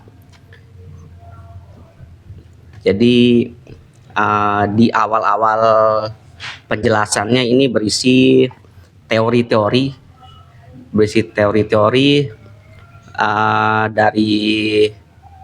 dari aktivis, terus filsuf, terus nanti ada ayat-ayat Quran yang mendukung kalau sebenarnya ayat-ayat Quran itu lebih ekosentris gitu. Nah, di sini isinya kritikan sekali, terus mengajak kita untuk melihat alam itu seperti apa gitu. Bagaimana sih kita melihat alam, terus bagaimana sih isu-isu sekarang gitu kan tentang alam, iklim yang berubah, ada isu penambangan lah, terus kemarin kita kena bencana banjir, penyebabnya apa. Nah, itu di sini dijelasin gitu. Ternyata Al-Qur'an itu sangat sangat mendahulukan gitu loh. Kepentingan bumi itu sangat didahulukan gitu. Jadi setiap ada ayat-ayat yang berbicara tentang kesempurnaan manusia, misalnya manusia diciptakan untuk menjadi khalifah kayak gitu. pasti akan disanding dengan bumi, dengan alam gitu. Jadi nanti dari teori-teori ini yang mungkin menyadarkan kita ya kalau sebenarnya kita itu bersimbiosis. Hidup ini kita saling membutuhkan gitu, manusia, hewan, tumbuhan, semua apa yang ada di alam ini kita saling berkebutuhan gitu. Nah, tapi di era sekarang ini kita memandang alam itu seperti apa gitu. Kita memandang alam itu sebagai objek atau sebagai subjek. Jadi paham ekosentris itu maksudnya gini, ekosentris itu menempatkan bumi dan seisinya ini jadi kayak batuan, biotik, abiotik itu mereka punya nilai gitu. Jadi bukan batuan itu tidak punya nilai. Jadi bukan manusia aja yang bernilai gitu. Jadi mereka tuh batuan mereka punya nilai gitu.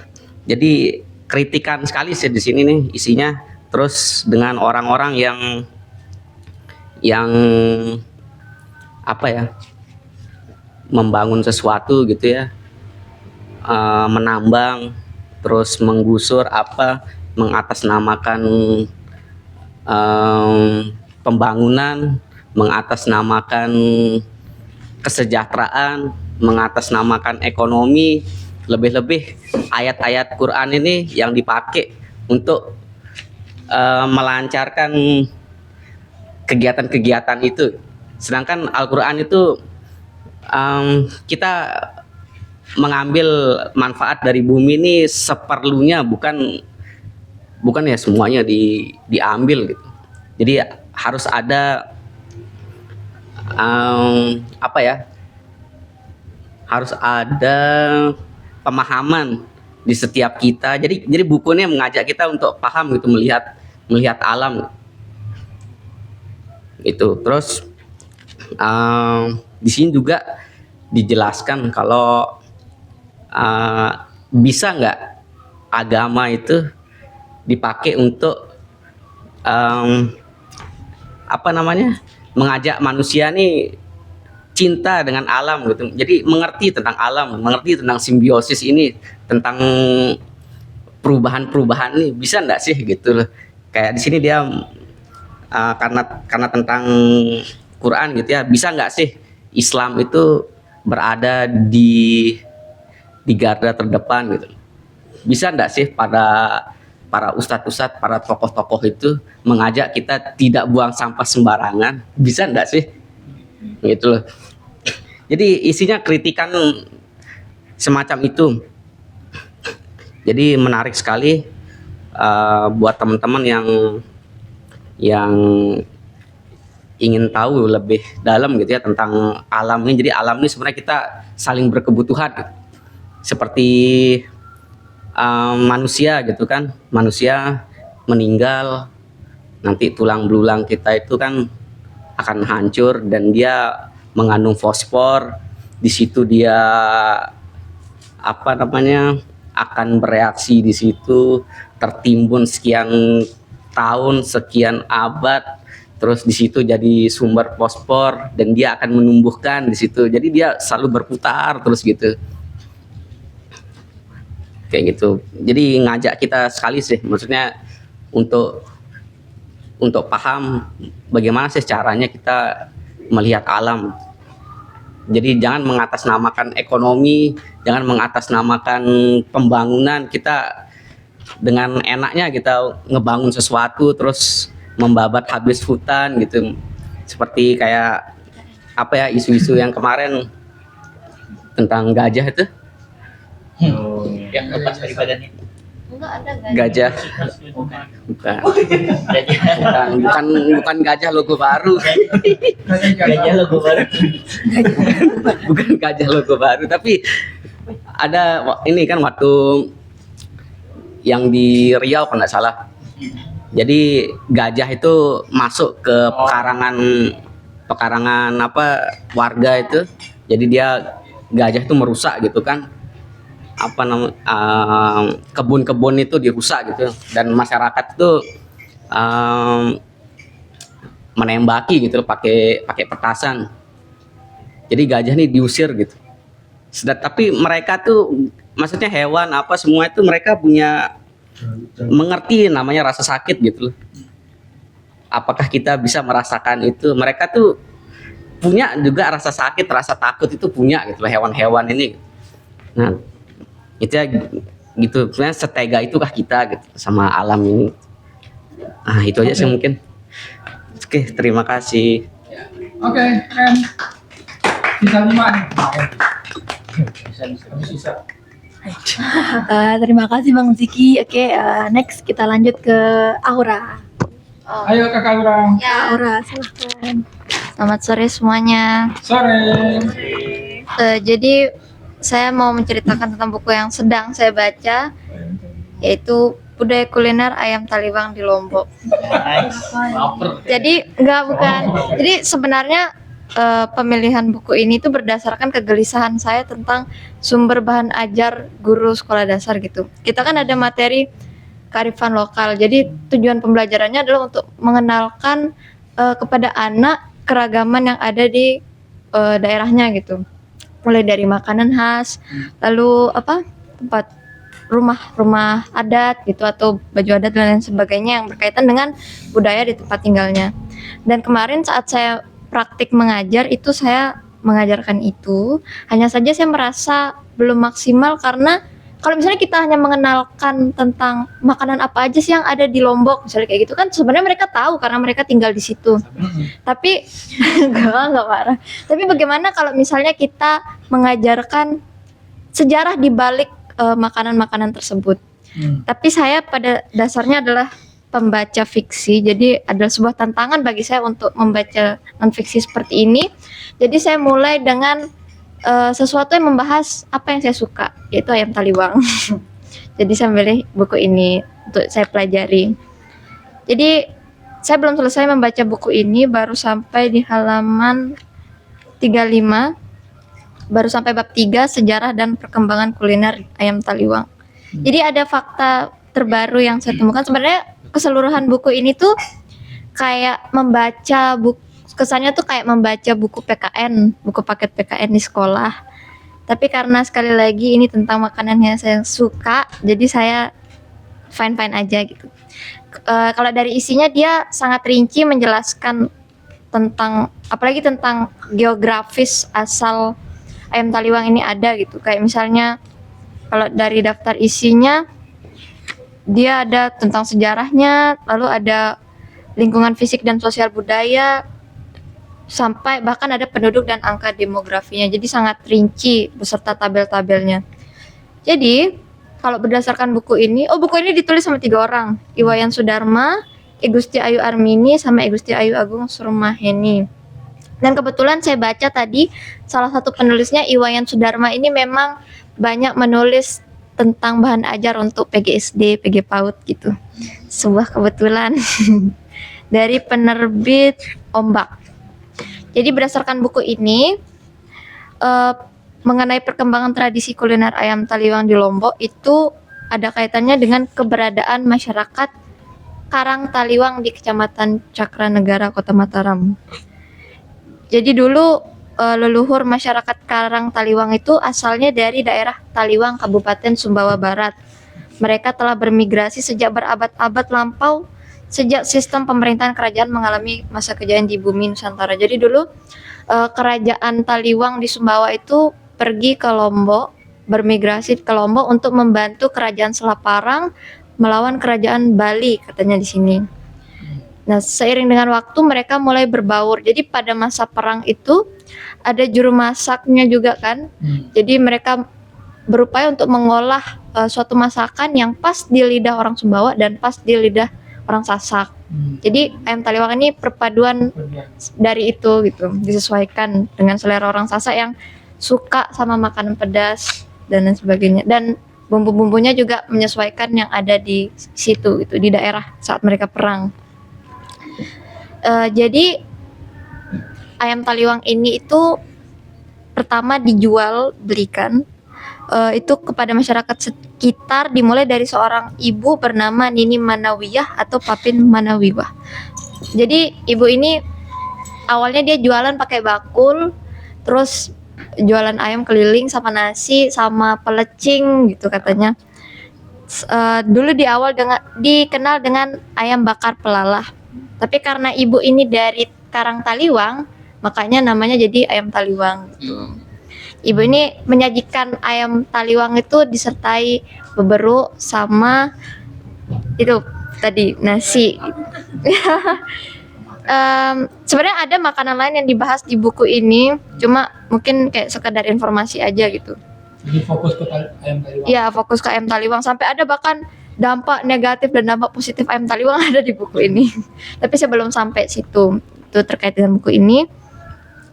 Lalu saya sudah baca buku, kemarin kan saya sedang baca secerita. Tapi saya sudah baca buku, sudah selesai membaca buku esai ini, itu kenapa masa depan kita bergantung pada perpustakaan, membaca dan melamun. Tapi saya mau bahas yang ini. Saya mau bahas bukunya karya Nur Aisyah Maulida Adnani, Hari Pertama Menjadi Kucing gitu. Jadi di sini ada 5 cerpen yang fabel semuanya dan tentang kucing. Mungkin saya cuma cerita tentang kesan saya aja sih dulu, soalnya nanti saya mau nulis tentang ini. Jadi kesan saya selama membaca buku ini itu, setiap cerpennya tuh punya nuansa yang berbeda-beda menurut saya. Kayak misalnya di Hari Pertama Menjadi Kucing, saya merasa geli ketika membaca. Jadi pemilik kucing tuh berubah jadi kucing dan dia malah jadi kucing jagoan gitu ceritanya di sini. Jadi ini ada sedikit humor dan ringan. Tapi di cerita keduanya yang judulnya Lihat Ada Kucing Bermata Biru itu nuansanya sedih karena ini tentang kucing yang dibuang. Terus cerita yang ketiga, Kucing Hitam, itu saat saya baca itu nuansanya kayak seram, kayak gelap. Karena ceritanya kucing hitam ini fisiknya itu kayak serigala, dia buas, matanya juga luka kalau nggak salah gitu. Tapi yang paling unik dari semuanya itu adalah cerita terakhir, yaitu Sekedar Kucing. Sekedar Kucing ini unik sekali penggambaran kucing di sini, yaitu ada kucing berkepala televisi, kucing berkaki meja, dan kucing berekor kabel. Jadi mereka itu kucing. Jadi di sini ceritanya kucing biasa kayak gini, itu kucing yang langka, udah kucing purba. Ini jadi istimewa di buku ini. Jadi unik sekali menurut saya. Jadi terus saya berpikir, apakah Ais itu ada riset gitu ya tentang kebiasaan-kebiasaan kucing? Karena kan di sini banyak kucing. Tapi nanti detailnya akan saya tulis di Instagram saya. Sekian, terima kasih.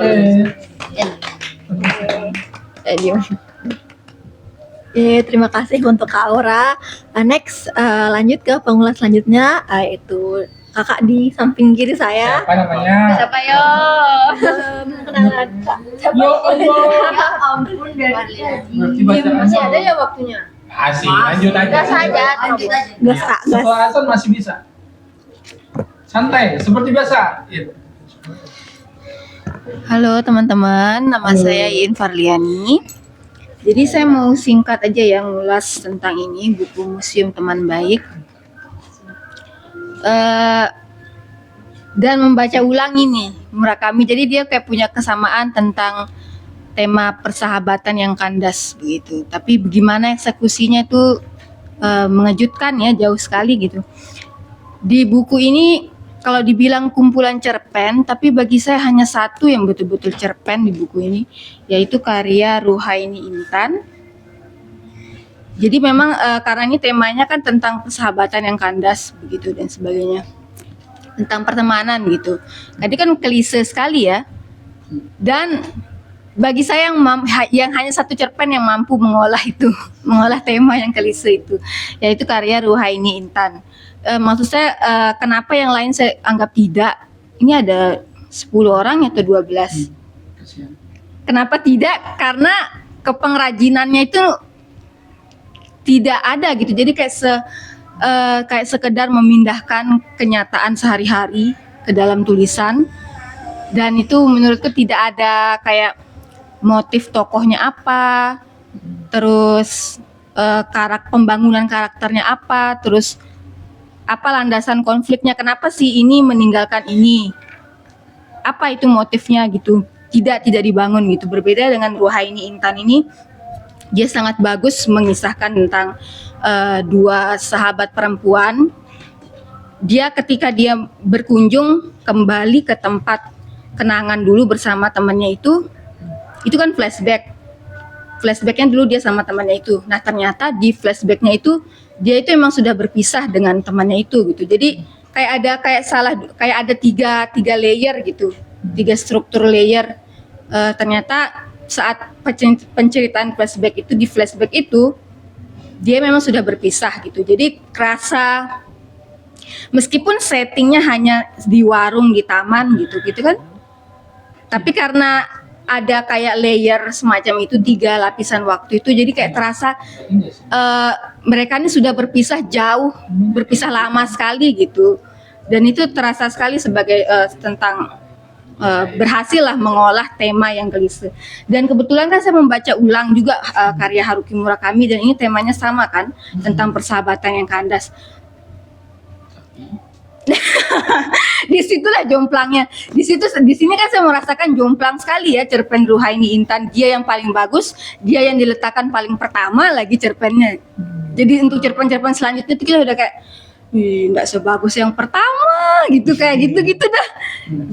Jadi emang gini ya, ketika tema yang klise macam tentang persahabatan, kehilangan sahabat, kayak semacam itu, kemudian dieksekusi dengan tidak dengan kepengrajinan yang baik gitu, ala kadarnya hanya sekedar memindahkan peristiwa, itu jadi kayak makin terpuruk lagi dan makin jomplang lagi ya, karena aku membaca ulang ini juga karya Murakami tentang persahabatan juga.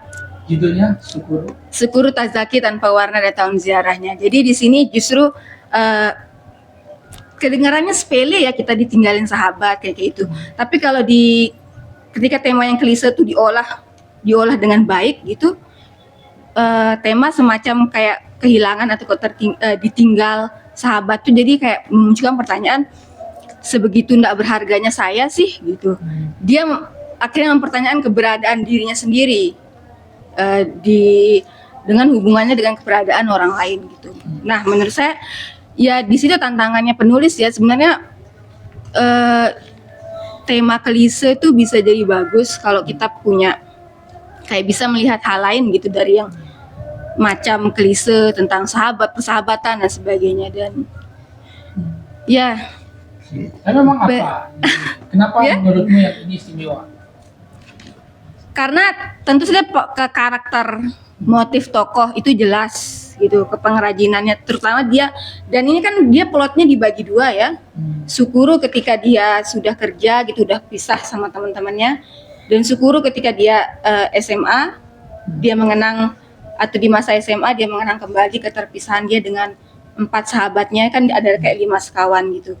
Jadi itu plotnya tuh dipisah-pisah tiap bab, berganti-ganti, tapi kita tidak merasakan perpindahan itu gitu. Sukuru yang di bab ini lain loh dengan Sukuru yang sebelumnya tadi tuh. Jadi sangat mengalir dan sangat menyatu, dan terutama ya penokohannya yang sangat kuat gitu. Jadi tema tentang persahabatan yang kandas terdengar sederhana, tapi tidak sebenarnya sederhana kalau diolah dengan seperti ini, atau seperti karya Ruhaini Intan yang menjadi cerpen paling baik di buku ini. Begitu. Terima kasih. Saya informasi teman-teman magang, ini nanti akan hadir salah satu kelas kita nanti. Next. Ya. Masih ya? Biar cepat. Datang ke sini meninggalkan teman-teman bule. Fikri ya. Lagi nangis. Nama saya Vila. Saya mau mereview sedikit tentang buku The Count of Monte Cristo. Saya baru baca 138 halaman buat yang bahasa Indonesianya, tapi yang bahasa Inggrisnya sudah 300 sekian. Nah, karena ini ternyata adalah bagian dari ringkasan dari buku yang bahasa Inggrisnya. Jadi aslinya dia kan berbahasa Inggris. Nah, dia menceritakan seorang namanya Edmond Dantes, yaitu seorang pelaut. Dia ini kebanggaan banget di desanya gitu. Bahkan ketika dia lewat tuh pasti orang-orang kayak bilang, di bahasa Inggrisnya kayak disebutkan, itulah anak yang paling pekerja keras bernama Edmond Dantes gitu. Saking dicintainya gitu. Nah, dia juga tumbuh seperti itu karena dia banyak dicintai, dia jadi mencintai semua orang gitu. Nah, terus sampai dia kan punya pacar nih namanya Mercedes. Nah, awalnya saya pas dengar nama Mercedes itu kan nama mobil. Ini cewek kok namanya mobil gitu. Terus akhirnya cari-cari tahu. Ternyata Mercedes itu nama yang biasa gitu waktu itu. Dan pertama kali Mercedes-Benz itu hadir bahkan itu diambil dari nama anak dari salah satu orang yang kayak promosiin mobil Mercedes-Benz itu. Jadi namanya kan Emil Jelling, kalau nggak salah Emil Jelling, nama anaknya tuh Mercedes. Dan pertama kali dia promosiin itu dia pakai mobilnya, tapi dia ngaku-ngaku namanya Monsieur Mercedes. Makanya lahirlah Mercedes-Benz itu. Nah, kembali lagi ke cerita ini, Mercedes ini kan sebenarnya dia punya teman sepupu sebenarnya, tapi sepupu yang selalu sama dia dari kecil, namanya Fernand. Nah, Fernand ini ternyata suka sama Mercedes. Jadi ketika Dantes itu datang buat ngelamar Mercedes kan, udah nih mereka ceritanya mau nikah tinggal 1 jam lagi. 1 jam lagi bakal datang pastor buat memberkati pernikahan itu dan mereka akan jadi suami istri. Tapi pas 1 jam sebelum itu ternyata datang nih orang tiba-tiba datang buat nangkep Dantes. Alasannya adalah dia itu dianggap sebagai pengkhianat gitu, pengkhianat negara tuh. Nah, Dantes kan awalnya dia nggak paham gitu karena dia mencintai semua orang.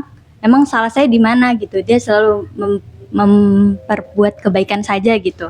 Terus sampai akhirnya dia ditangkap. Awalnya ada nih kayak hakimnya gitu. Hakimnya namanya Philford. Philford ini bilang, oh kamu nggak bersalah nih setelah baca dari kisah-kisahnya dia. Saya percaya sama kamu. Tapi kamu bakar dulu bukti yang kamu kasih ke saya gitu. Nah, yang dibakar itu ternyata bukti satu-satunya yang membuktikan bahwa Dantes itu nggak salah. Nah, berarti ada main di sini gitu kan, dari semua orang di sekelilingnya. Dan ternyata dia baru sadar pas waktu masuk penjara. Dia dimasukin ke penjara buangan gitu, yang penjaranya susah banget buat keluar. Kayak kalau di Indonesia kan kayak Nusa Kambangan gitu. Nah, penjaranya saking sulitnya nggak pernah ada yang bisa kabur dari sana. Terus kemudian dia ketemu sama, sebenarnya nggak ketemu sih, tapi dia kan udah mulai putus asa nih, nggak keluar-keluar dari penjara. Terus tiba-tiba dia dengar, dia kayak gali-gali kubur di dalam penjaranya itu, berharap bisa keluar dari penjaranya. Terus pas dia mulai gali, dia masuk ke dalam, dia dengar ada suara orang lain. Ternyata ada orang di penjara di bawahnya dia. Dan dia mulai kayak sok-sokan nanya ke sipir penjaranya kayak, saya dengar ada orang lain yang di penjara selain saya gitu. Di mana dia? Terus nggak usah didengar, itu orang gila, namanya Faria gitu-gitu. Terus akhirnya dia mulai gali-gali terus kan, sambil dia gali itu ternyata si pastor yang Faria ini juga ngegali ke tempat dia gitu. Jadi mereka gali ketemu di bawah. Terus dia bilang, saya udah capek-capek nih gali tapi nggak keluar-keluar. Oh, kamu nggak akan bisa keluar katanya sih. Karena walaupun saya udah 4 tahun di sini, barulah terbongkar ternyata Faria itu udah 4 tahun. Nah, ternyata kan Faria pastor ini dianggap pastor yang gila gitu. Sampai orang-orang bilang nggak usah dengerin kata-katanya karena dia orang gila. Tapi sebenarnya yang dia ceritain yang dibilang gila itu dia menyembunyikan harta karun gitu.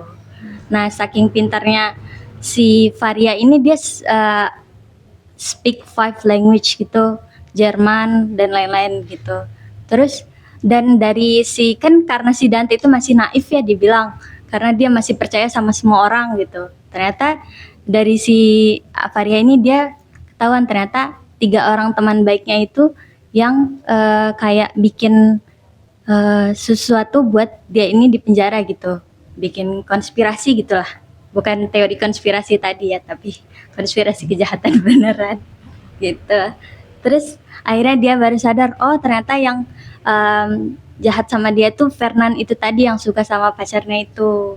Itu setelah 15 tahun di penjara, dia kemudian pergi ke, dia kan dari si Varia ini dia meninggal. Terus kalau penjara di sana meninggal itu ternyata nggak dikubur gitu, tapi dibuang ke laut biar mayatnya ke dasar laut aja gitu sampai selesai. Dan dia tahu tentang ini, tentang pastornya itu. Terus kemudian dia pas si pastornya itu mau diangkat, dia keluarin mayatnya dia yang dimasuk ya buat dilempar. Dan dia karena dia kan basicnya tadi pelaut kan, jadi dia bisa berenang. Terus dia ngaku-ngaku jadi pelaut ke kapal lain. Terus mulailah dia mulai memikirkan gimana caranya dia balas dendam sama 3 orang ini, karena dia baru tahu ternyata dari 3 orang itu yang 2 orang ini yang jahat sama dia, satunya tuh cuma dengar doang gitu. Nah, yang 2 orang jahat ini ternyata sekarang sudah sukses 15 tahun kemudian, sementara 1 orang ini nggak sukses. Ayahnya sudah meninggal. Nah, dia tuh bingung kenapa orang-orang yang jahatin dia tuh malah jadi sukses, sementara orang yang baik sama dia atau adalah sedikit baik sama dia tuh nggak ada yang sukses sama sekali gitu. Jadi karena kekayaannya dia itu, dia bantuin teman-temannya yang nggak sukses itu tadi. Dan dia menyiapkan rencana balas dendam buat anak dari, kan Fernand tadi dia ternyata sudah nikah sama pacarnya sendiri gitu. Jadi gitu, dia menyiapkan sebuah eksekusi buat mereka. Itu aja. Oke. Next, Ayus. Tinggal 2 orang pas. Di sini kita semua. Aku ambilin Tori buku itu, terus Amsalia Yang ini? dan Vita Sexualis. Ya. Harus suami sendiri.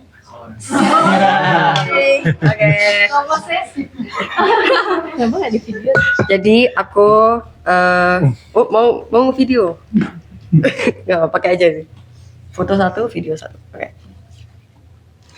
Jadi setelah membaca buku Roni Agustinus yang kumpulan esainya, aku minggu lalu yang tertarik membaca Walter Benjamin, Sang Pencerita. Tapi yang paling aku kepoin itu esainya yang terakhir ya, yang tentang seni di era mekanis. Karya seni di masa reproduksi mekanis. Ini emang esai yang berat ya, harus dibaca berkali-kali gitu. Karena gimana sih aura itu, bukan aura ini ya, aura itu memudar di era produksi gitu, di era mekanis gitu. Maksudnya dari suatu lukisan, kemudian beralih ke fotografi, kemudian film. Lalu ini bagian yang menurutku paling shock itu ada pendapat bahwa perang itu adalah sesuatu yang indah karena dengan perang itu menciptakan perspektif yang baru, menciptakan kendaraan dengan geometri seperti ini, itulah, dan itu membuatku shock. Dan bagian yang terutama bagian terakhir ya,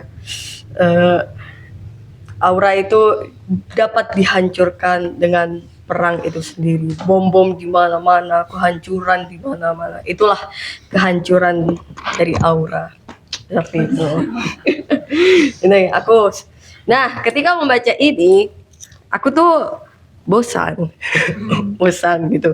Karena harus berpikir terlalu keras gitu. Jadi aku kayak baca yang ringan-ringan gitu. Kayak oh ya, cobalah baca Vita Sexualis karya Mori Ogai. Untuk pertama kalinya aku membaca Mori Ogai yang secara narasi beda ya sama Haruki Murakami. Kalau Haruki Murakami kan menggambarkan seksualitas itu dengan sesuatu yang sensual gitu ya. Kayak lah apa ini gitu. Terus kalau ini kan baca judulnya Vita Sexualis, kita mungkin ngiranya kayak ini pasti seperti Haruki Murakami gitu, tapi ternyata enggak sama sekali. Rasanya itu narasinya Mori Ogai itu pelan-pelan gitu. Kayak terus terutama ketika membaca hal-hal yang erotis itu enggak apa ya? Kayak lah ternyata hal erotis bisa dinarasikan semacam ini gitu.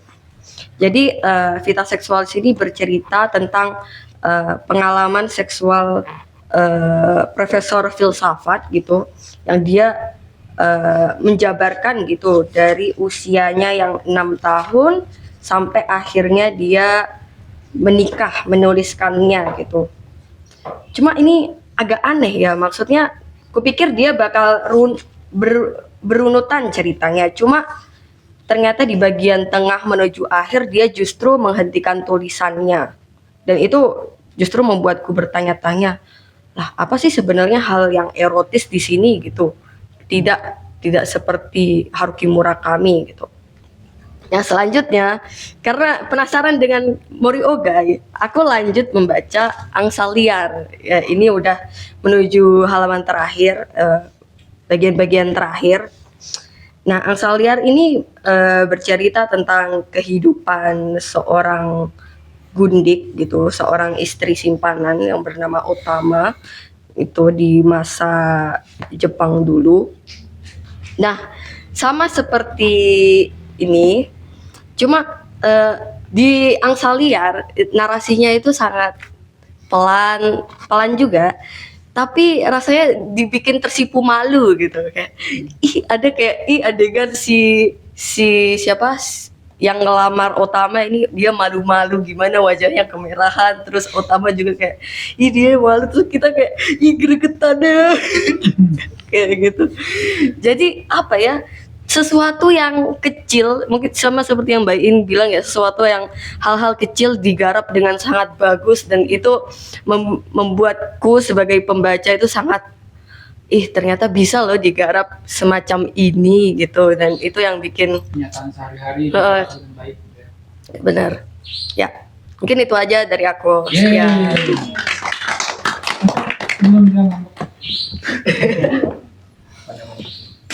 Tahu, guys. Cerita juga Kak. Iya, langsung saja ya. Di sini yang mau saya ulas itu ada dua, ada buku fiksi sama buku non fiksi. Nah, mungkin untuk buku fiksinya itu sama kayak Kak Arin sama Fikri. Ini mungkin pengulas ketiga pada sesi hari ini. Nah, pertama saya kira buku ini tuh buku romance yang kayak ceria gitu, karena di sini covernya tuh benar-benar biru, terus laut ikan. Nah, belum saya lihat nih kaki, ada gambar kaki dan gambar rantai gitu. Ternyata baru saya lihat pas saya pertama kali buka buku ini, ada gambar kaki yang tenggelam gitu di laut. Terus saya baca nih sinopsisnya, ternyata dia itu tentang aktivis 98 gitu.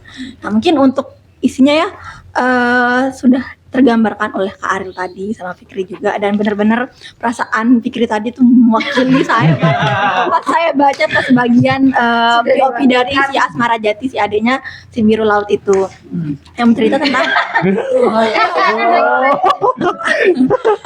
bercerita tentang seorang aktivis ya, dia mahasiswa UGM pada tahun. Nah, di sini untuk alurnya itu alur maju mundur gitu. Dia bercerita si biru laut itu sejarah dia mulai ikut komunitas, kalau nggak salah namanya Winatra, yang intinya komunitas Winatra bersama dengan teman-temannya yang juga sama-sama diculik oleh aparat terdahulu lah. Kemudian di buku ini benar-benar digambarkan gitu bagaimana dia pas diculik gitu, yang benar-benar bengis banget sih caranya, kayak dihajar habis-habisan, terus disetrum lah sampai bener-bener dia bisa nggak hidup lagi gitu. Nah, terus kayak itu berkali-kali loh, cuma ditanyain siapa pemimpin sama siapa yang menggerakkan aktivitas dia yang memimpin penolakan terhadap rezim gitu. Kayak terus dari buku ini juga benar-benar ternyata saya baru tahu bahwa kebebasan kita sekarang mengemukakan pendapat itu nggak sebebas sekarang dulu, nggak sebebas sekarang. Kayak kan kalau dulu tuh jurnalis, terus benar-benar orang yang kayak orang yang memiliki paham kiri itu diancam gitu. Dan ternyata kita sekarang di masa digital, di masa reformasi ini kita punya kebebasan untuk menyampaikan pendapat, kebebasan kita untuk mengkritik gitu. Ternyata berbeda dengan pada masa Orde Baru. pada masa lalu gitu. Sampai-sampai ini kan dia tuh jadi korban penculikan gitu. Dan saya udah baca setengah dari buku ini, tapi karena saking penasaran nih, saya coba baca di bagian akhir gitu. Yang POV dari dan kayak bukan lompat sih, tapi karena penasaran nih, kayak penasaran. Terus saya buka nih bagian yang kayak pesan si biru laut sama pesan dari adiknya itu, langsung kayak bercucuran air mata bacanya, bener-bener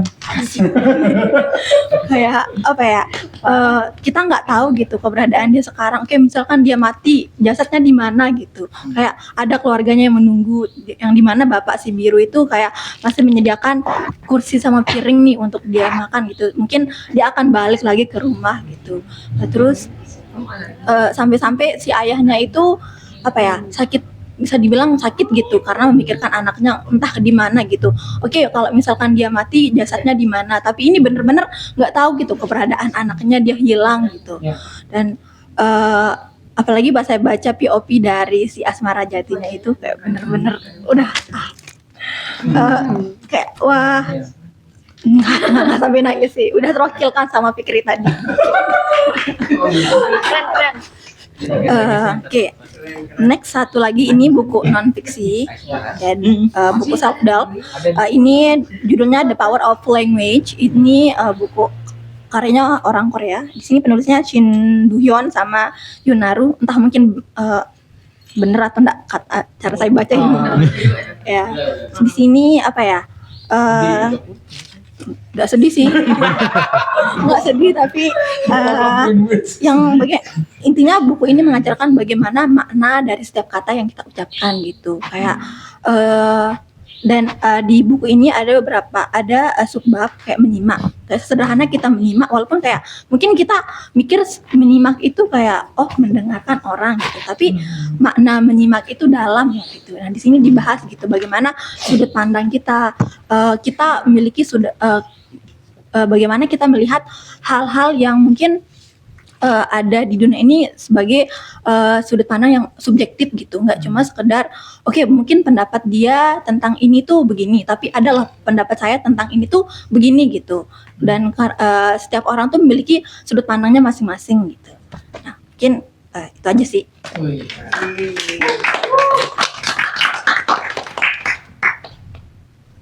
Oke, seru banget ya untuk bincang buku hari ini, benar-benar rame banget. Nggak pada 2 minggu yang lalu ya, pas tragedi banjir itu bener-bener nggak seramai sekarang gitu. Tapi wah, seru banget sih dari buku yang teman-teman baca gitu. Ada yang buku fiksi, buku non fiksi yang mana-mana. Iya, ada yang berat, ada yang ringan, ada yang mudah masuk ke otak, ada yang sulit dicerna gitu. Tapi di sini saya belajar gitu, ternyata dua-duanya itu memiliki makna pembelajaran masing-masing gitu. Jadi jangan apa ya, ada kan quote yang bilang don't judge book by a cover gitu. Jadinya mungkin kita yang skeptis terhadap teman yang mungkin baca fantasi, apa sih, ngapain sih baca fantasi gitu, kayak nggak ada pembelajarannya, tapi ternyata ada lah gitu. Mungkin dari sudut pandang si pembaca, oh ini loh yang saya dapatkan dari buku ini gitu. Jadi apalagi yang sekarang tuh bener-bener Indonesia tuh untuk literasinya saya pernah dengar, saya pernah baca kayak kurang banget gitu. Jadi mungkin di komunitas ini kita bisa mengembangkan bagaimana kita mengajak orang-orang untuk ayo baca gitu. Ke depan mungkin kita lebih cepat juga. Iya benar. Biar nggak lambat. Mungkin itu saja. Sekian. Wassalamualaikum warahmatullahi wabarakatuh. Waalaikumsalam warahmatullahi wabarakatuh. Kabarnya.